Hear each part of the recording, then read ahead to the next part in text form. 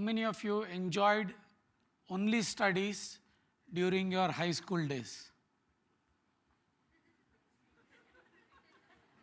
Thank you. And how many of you were in a dilemma whether to choose studies as well as sports and cultural activities? Thank you very much.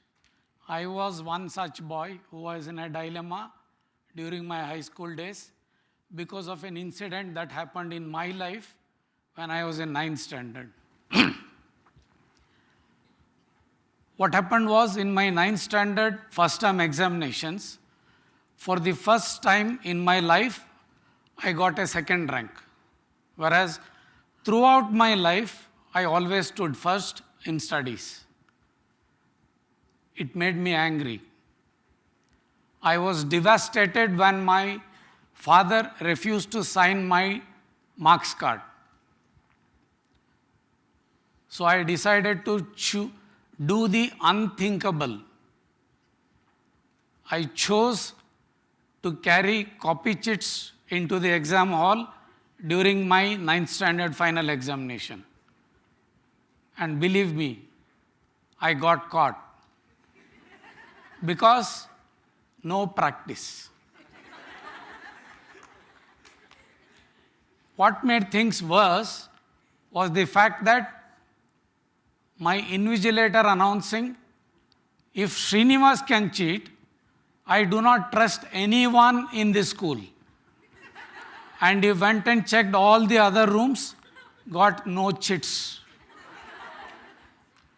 So I had the onus of winning the trust back of my teachers, winning the faith back from my parents, and all my friends who laughed at me, and still be able to pursue both my studies as well as my sports and cultural activities in which I was very good at. In fact, I was the school Kho champion and school Kho captain for the team.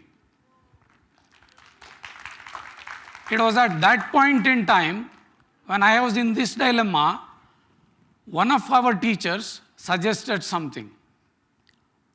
What he told us was, if only you can go through the next year's textbooks at least twice during your holidays, it will make it easier for you to concentrate simultaneously.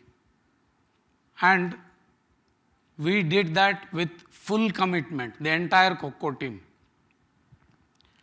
And the result was, we excelled both as the district champions in Kho and we came out best even in the high school examination. In fact, I stood 8th rank in the entire state.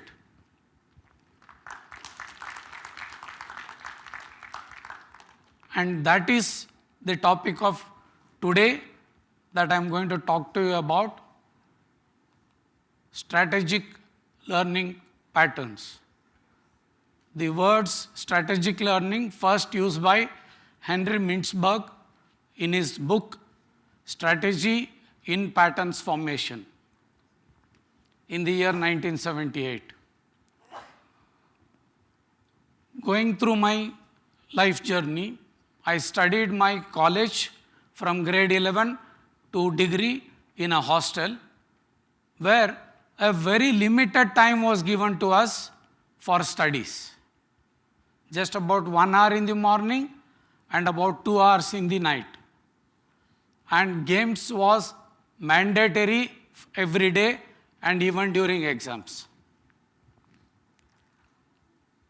The very interesting was, during examination time for revision, less than half the time was given than study time.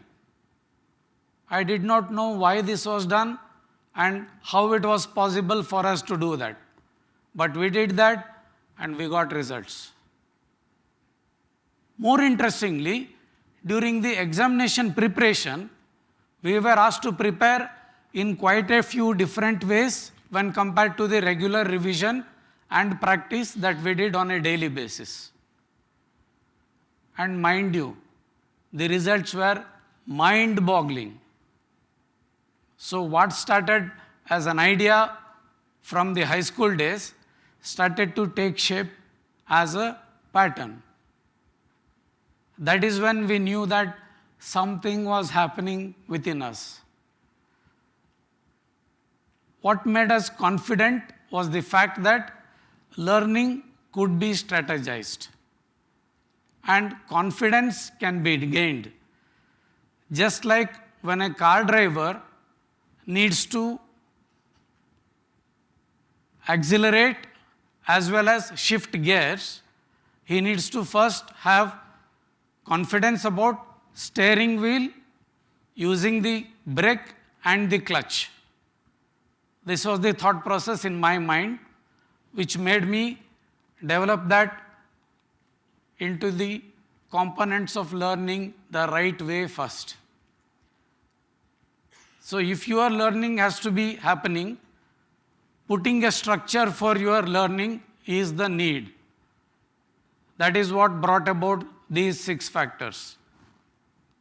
Prerequisites for effective learning, study methods, revision patterns, exam preparation, exam performance, and then what happens is the personality enhancement.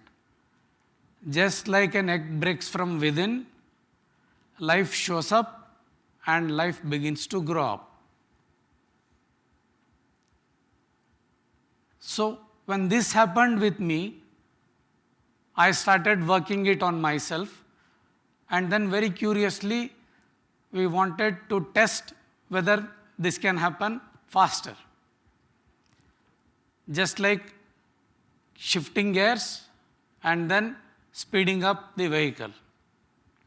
So that is how the idea of how to learn fast started taking shape in my brain. How to learn fast? F, A, S and T. So let's first start with the F. You might all be wondering, an into mark is placed on the textbooks. Okay? Forget everything that you know about the subject and then just focus on what is happening in the classroom. What I mean is, always be present in the classroom. Then the A and S together. A is assimilation and assortment.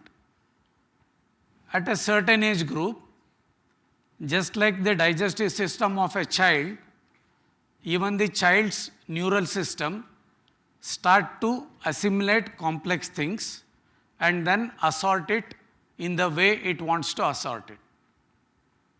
And then comes the synthesis and simplification.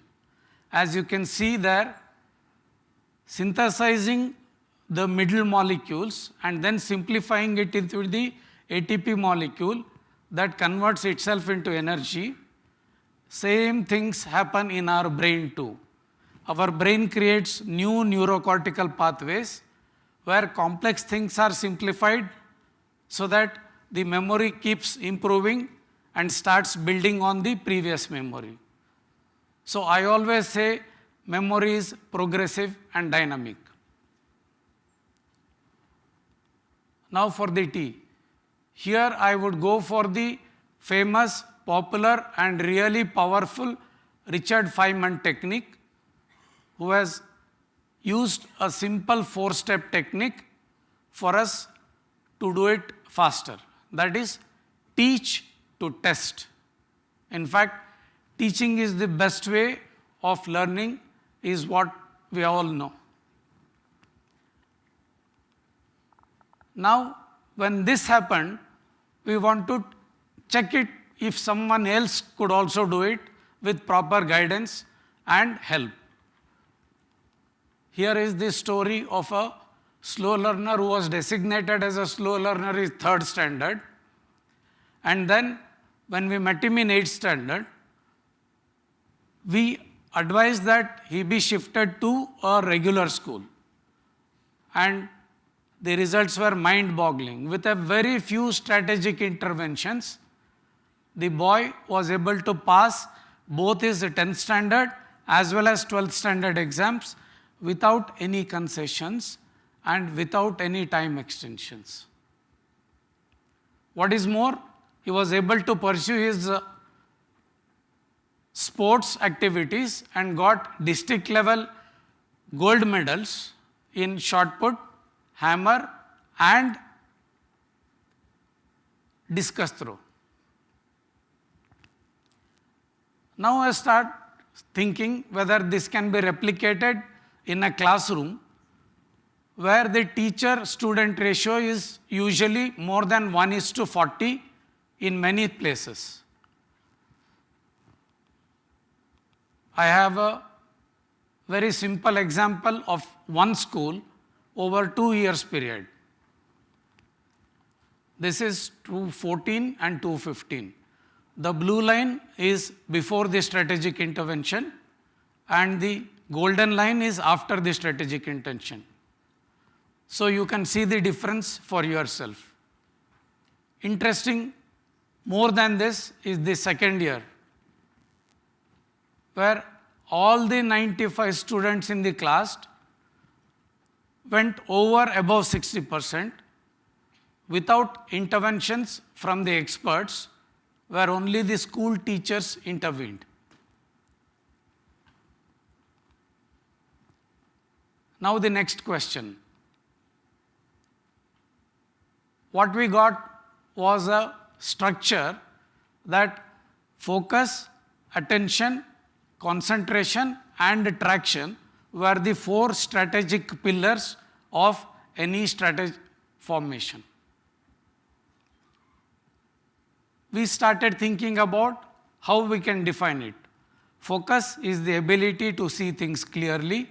Attention is the ability to focus on one thing at a time. And concentration is how long you can pay attention to that one thing. But traction was what's stopping us from defining the whole thing. Here, Mr. Nir Eyal's explanation in the book Indestructible came to our rescue. Traction is doing something that pulls you towards immensely immersing yourself into that thing. And then distraction is something which takes you away from that. Attraction is doing that thing which pulls you towards your goal. And repulsion is what you do but you cannot do for some reason. The repulsion resonates more when I tell you the story of a girl who was failing in all 10 subjects in her preparatory exam of 10th standard. But just with 2 strategic interventions with that girl, we realized that she was able to top the board exam once again for her school. And that is what brought us to this factor called teacher facilitator. When a teacher truly wants to become a facilitator, the teacher needs to stop focusing on completing the syllabus and start focusing on what is not working with the child and do strategic interventions with that child so that the teachers become agents of change and also facilitators of learning for children. But for this to happen, recognizing patterns that do not work for a child is the first step. Then, helping them break those patterns is the second step. And then, assisting them to build new patterns for themselves so that they begin to own their maps. When the child begins to own their map of patterns and nothing else needs to be put from outside, that is when children begin to own their maps.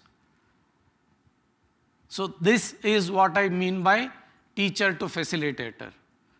To conclude, I would say every experience has a structure, and every structure has an emotion attached to it, and many such structures form a pattern.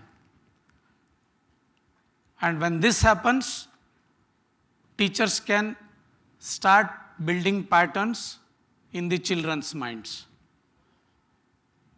So, I invite you to start having the freedom to choose to own your own maps, so that you will be able to get the freedom as well as the responsibility to see every new possibility and every new opportunity in the uncertain presents as well as in the unforeseen futures. Thank you.